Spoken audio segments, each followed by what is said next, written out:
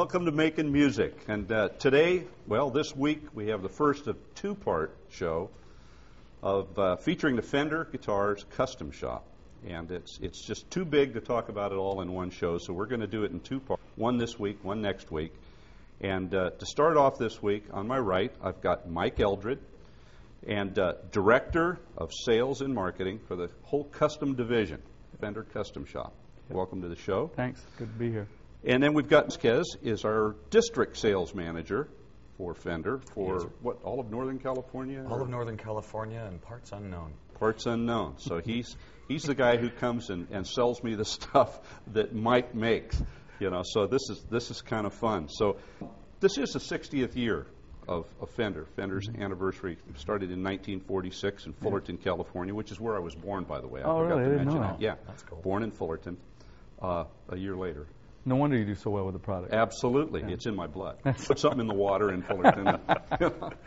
So tell us about some of the history of the custom shop and how it came to be and what you're trying to do. Well, the Fender Custom Shop was started, the idea was kicked around in 1980, and then in 1987 they shipped the first guitar. And next year is going to be our 20th anniversary. And we're excited about that. We got a lot of really great things to celebrate that coming up. But it was started by Bill Schultz, who wanted to have something that was cutting edge, something that could cater to the artists, because the artists have specific needs, and something that he could also offer to the general public. So if somebody wanted to come to Fender and said, "Hey, I want a custom Stratocaster made, or a custom Telecaster made, or a custom P bass made," that we would provide that service. So that was the main reason why they started it. But also, Bill wanted to have a place where we could develop new ideas, where we basically get what they call a skunk works, where it's like a real high-end, high-tech R&D facility, so that we go in and we try different techniques of making and building guitars, different materials to make pickups out of, make bridges out of, things like that. That's the reason why it was started, and it's just evolved into this bigger thing now. Which is very cool. Now, Bill Schultz, who was our CEO until last year, when he retired at what, about 80? Yeah. I hate to say he's that old, but he didn't want to go. Yeah. But, Bill really rescued Fender, as it were, from the dark ages when it was almost not an American company anymore. And he did some sort of a management leverage buyout thing back in, what, 83? Yeah, I think it was 82 or 83. Yeah, and brought it to where we were, we had one or two models that were made in America and the rest were made overseas.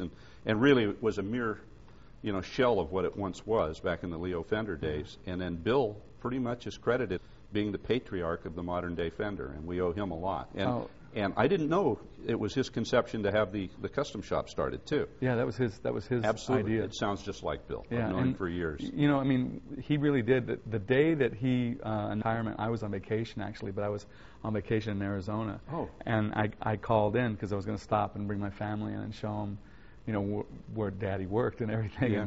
And I talked to Rose Bishop there, and she said, you know, he just announced his retirement. So I came in, T-shirt on, and I had shorts on, and I come running in his office, you know, with my whole family, and he looks at me, he goes, "What are you doing here?" And I go, "I came as soon as I heard."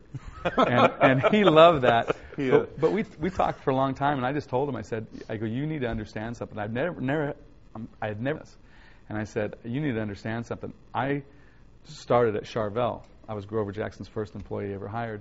And the reason why I started there is because I was having a guitar built there. It was 1979, and I had just saved money enough to buy a Stratocaster. And I had saved all my money up. I went down, I bought this guitar for $400.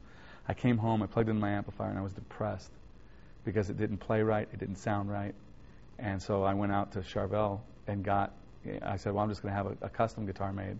Yeah. And I told him, I said, and then you bought the company and you turned it around, and I've played a Fender ever since you've done that. So Absolutely. And it was really nice to be able to tell him that, you know, how grateful I was, not from just an employee, to be able to work for that guy, as a fan of Fender, you know. Absolutely. Because he saved it, like you said. Bill, he's a pretty huge, he's a legend in the industry. I mean, you can't go anywhere without hearing stories about Bill. And he, you know, we owe him a lot. The industry, the world owes Absolutely. Bill Schultz a lot. Yeah. You know, Yep. you know, I'd love to have him on one of these shows. I'd like to do that before we're done with this series. But you know, so the guitars now, I mean, the company that Bill recreated, and then the custom shop that he did create, and that you have been how long in the custom shop? 10 years. 10 years. So Yeah. you've been there for Yeah. a long time doing it.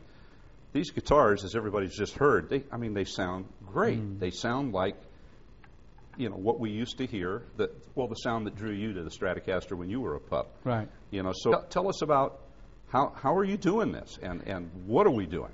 Well, the custom shop has two charges.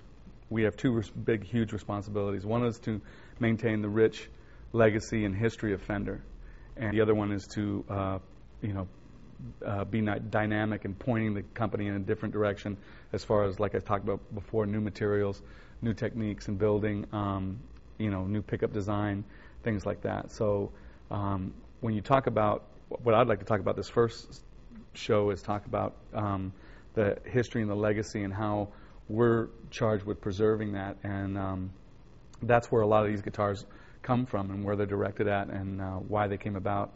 Tell us about the one you're playing? Well, this is actually a guitar that we put together that's based on a 60s style Stratocaster, but it has some modern things. It has a 9.5-inch radius, which is a smaller radius. You have a fingerboard, and it's a small radius like this. It's very curved, and Leo, if you look at your finger, if you just hold your finger naturally, it curves like this, and so when you're playing chords, it feels very comfortable. But when you're playing solos, you fret out because you do a lot of bending and things like that. So it's nice to have a flatter fingerboard for bending and solos and stuff. So what this has is it's in between. It's like a 9.5-inch radius, has custom voiced pickups on it, and special wiring on the back pickup. So like the Stratocaster is known for that, that. But now you can roll that off a little bit so you can get a little bit more mellower, yeah, controllable on that twang. Yeah, but a lot of people don't know that that's not typically on the Stratocaster, Yeah. so that's like a custom shop detail. When you look at it, it looks like a stock instrument, but when you get into it, it has a 5-way switch, has custom voice pickups, has a special wiring, 9.5-inch radius, has bigger frets on it, and it's been distressed, which is what we've kind of mastered down there at the custom shop, and